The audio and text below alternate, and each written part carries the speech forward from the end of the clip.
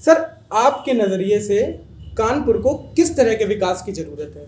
जो मुख्य मुद्दे आपको लगते हैं कि कानपुर में विकास के लिए ज़रूरी हैं? ये कानपुर सबसे पुराना औद्योगिक शहर है और व्यापारिक भी हार्ट है।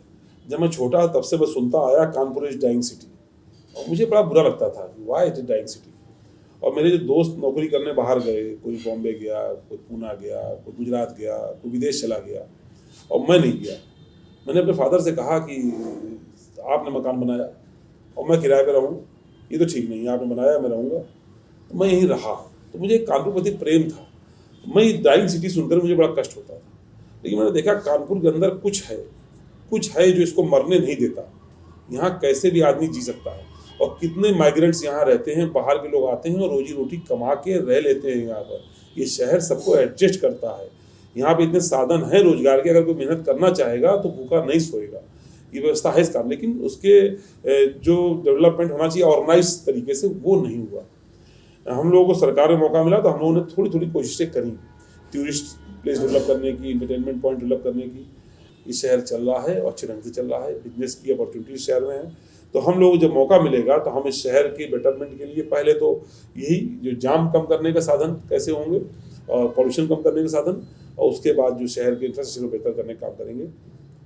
अगर जो सरकार में जब मौका हमको 5 साल मिला, अखिलेश जी की जो प्रोग्रेसिव गवर्नमेंट थी, जब नेताजी की गवर्नमेंट थी, तो भी कुछ हम लोग थोड़ा बहुत ताकत में थे। तो बिठूर पे एक पुल बना हुआ है गंगा जी पर, वो तब बनवाया था हमने। नामा पेशवा पार्क बनवाया था, कुछ अच्छी रोडें बनवाई थी। जब अखिलेश जी की गवर्नमेंट में मौका मिला 2015 में, हम लोगों ने कानपुर को रोस्टिंग फ्री जोन करा दिया था। बिजली 24 घंटे आने लगी थी। उसके पहले बिजली कानपुर में 12 घंटे आती थी। हम लोगों ने कानपुर को रोस्टिंग फ्री करा दिया, 24 घंटे बिजली आने लगी। तो एक चैप्टर हम लोगों ने पास किया। तो उसका इंफ्रास्ट्रक्चर ठीक करने के लिए, लाइन लॉसेस रोकने के लिए हम लोगों ने अंडरग्राउंड वायरिंग का काम शुरू कराया। कई इलाकों में अंडरग्राउंड बिजली करा करके लाइन लॉसेस कम किए। अब केस को प्रॉफिट में चलने लग गया, तो एक चैप्टर हम लोगों ने ठीक किया। अब ट्रांसफार्मर बदलना या केस को बदलाई लाइन पड़ना तो बहुत बड़ा चैप्टर नहीं रह गया, क्योंकि हम लोगों ने उसको प्रॉफिट में कर लिया। सेकंड, ये जो मेट्रो है, मेट्रो का डीपीआर बना के हम ही लोग लाए थे, हम लोगों ने शिलान्यास कर दिया था। और हमारी सरकार रही होती 2 साल पहले मेट्रो दौड़ने लगी होती अब तक, कि हमने लखनऊ में 2 साल में दौड़ा दी थी मेट्रो। ये 4 साल में नहीं दौड़ा पाए, लेकिन इसका होता हम ही लोग शुरुआत करेंगे, इसको दौड़ाएंगे हम लोग अपनी सरकार में अगले साल। और इससे, क्योंकि जब पब्लिक ट्रांसपोर्ट सिस्टम आता है तो रोड पर दबाव कम होता है और जाम घटता है, इसलिए मेट्रो लाए थे। कुछ अच्छी एलिवेटेड रोड्स बनानी पड़ेंगी, कुछ मल्टी लेवल पार्किंग बनानी पड़ेंगी। जैसे हमने मल्टी लेवल पार्किंग बनाई थी नवी मार्केट में, और नवी मार्केट का आप स्वरूप देखिए हमने क्या बनाया था। हम लोग कहाँ से आइडिया लाए थे, उसको कितना सुंदर बनाया था, उन्होंने फैमिली प्लेस बना दिया था, लेकिन ये लोग मेंटेन नहीं कर पाए। आज उसी के अंदर फिर गाड़ियाँ पार्क करा रहे हैं। हमने तो पार्किंग बाहर कर, उसको जोड़ना था, खाली पार्किंग को नई मार्केट से जोड़ना था, आइदर सबवे से और फुट ओवर ब्रिज से, नहीं जोड़ पाए लोग। फूलबाग का मैदान देखिए हमने कितना सुंदर हरा भरा बना दिया था, जिसमें धूल उड़ा करती थी। ग्रीन पार्क स्टेडियम हमने कितना ठीक किया था, 35 करोड़ रुपये लगाया था। इलाज के लिए हम लोगों ने हाईलाइट में ऑर्थो का वार्ड, सर्जरी का वार्ड, न्यूरो का वार्ड, जिसमें कोविड का इलाज चला, वो हम लोगों ने बनाया था इलाज के लिए। चिड़ियाघर में बाल ट्रेन चला दी थी हमने, ये नहीं चला पाए। हमारी चलती हुई बाल ट्रेन ये लोग रिपेयर नहीं करा पा रहे हैं। हमने मोती झील का म्यूजिकल फाउंटेन, बाल उद्यान कितना खूबसूरत बना दिया था, ये मेंटेन नहीं कर पा रहे हैं। हमने गोविंदपुरी का पुल बना दिया था, ये इनके पुल तो अधूरे पड़े हुए हैं आज तक।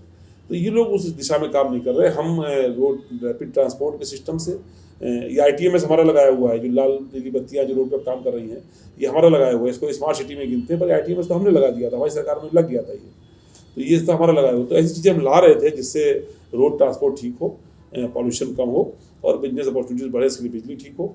अब कुछ काम आगे मौका मिलेगा तो ये लिमिटेड रोड बनाना चाहते हैं हम, परेड से लेकर के घंटाघर और घंटाघर से लेकर झगरगट्टी तक।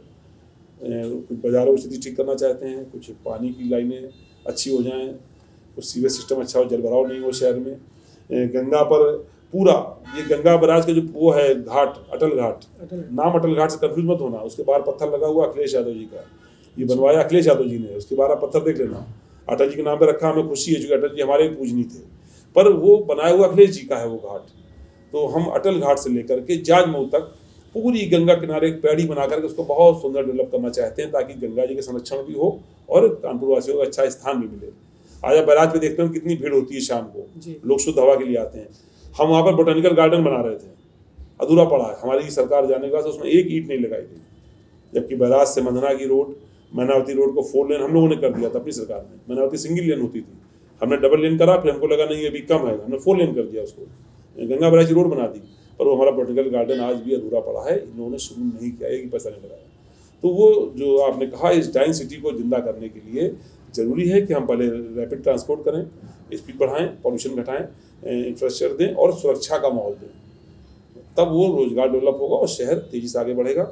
एक खूबसूरती हमारे शहर में ज़रूर है कि यहाँ आदमी 20 रुपये में भी भरपेट खाना खा सकता है, और चाहे 2000 रुपये खर्च कर ले एक आदमी, तब भी उसको ऐसी जगह मिल जाएगी जहाँ खाना खा सकता है।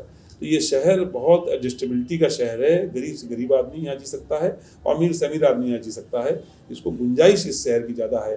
पढ़ाई में हमारा शहर आगे है, कोचिंग हब्स हैं, कॉलेजेस हैं, हमारा शहर आगे है, इलाज में हमारा शहर ठीक है। जैसे आपने बात करी, मिलें बंद हो गई, काफ़ी लोगों का रोजगार जा चुका था सर, ऐसे ही कुछ सोसाइटीज़ खाली हो रही हैं आज के समय में, जैसे एलनगंज और कई ऐसी सोसाइटीज़ हैं जो खाली हो रही हैं। तो सर इस पे आपका क्या कहना है कि वहाँ पे मतलब 2 साल हो गए, किसी तरह कोई काम नहीं हुआ है, ना कुछ आगे पास हुआ है, और काफ़ी जगह वहाँ पे खाली पड़ी और कई लोग बेघर हो गए हैं, तो वो लोग आज भी वहाँ आके रोते हैं।